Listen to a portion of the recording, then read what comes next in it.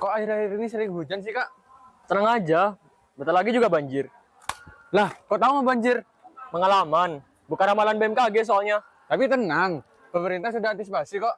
Iya, antisipasinya pas sudah kejadian. Habis itu, Bagi-bagi sembako, foto-foto, pulang. terus rencana kedepannya gimana? Jadi wacana. Capek deh jadi rakyat.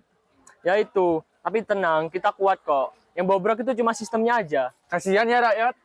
Iya, tiap tahun kebanjiran. Tapi yang hanyut, kayu gelondongan. Hahaha.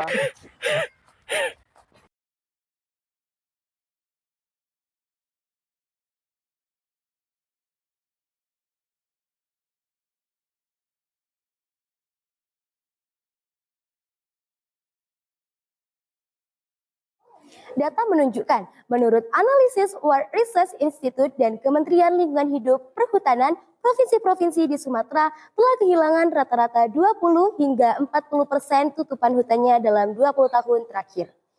Hutan alam yang tadinya berfungsi sebagai spons raksasa, menyimpan dan menyerap air hujan, kini beralih fungsi sebagai perkebunan monokultur dan lahan terbuka. Setiap hektar hutan yang hilang adalah berkurangnya kapasitas tanah untuk menyerap air.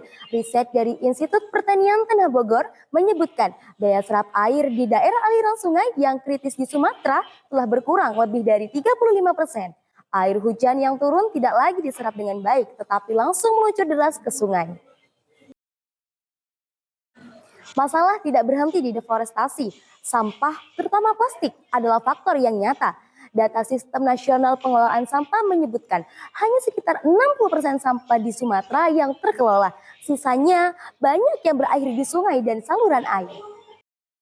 Akibatnya jelas, saat hujan dengan intensitas tinggi datang yang semakin sering akibat perubahan iklim. Air dari hutan yang gundul bergerak cepat membawa sedimentasi.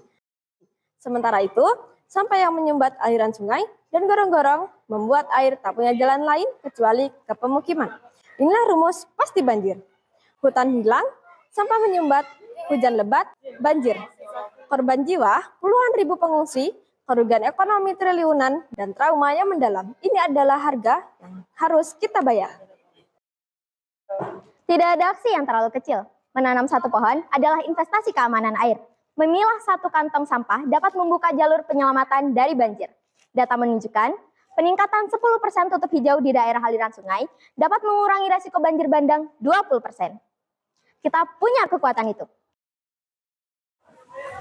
Prihatin banget. Lihat kondisi Indonesia yang kayak gini. Gak pemerintah, gak rakyatnya, sama-sama merusak alam. Ada tempat sampah. Oh iya. Kalian cukup pintar untuk marah. Apakah kalian cukup berani untuk berubah?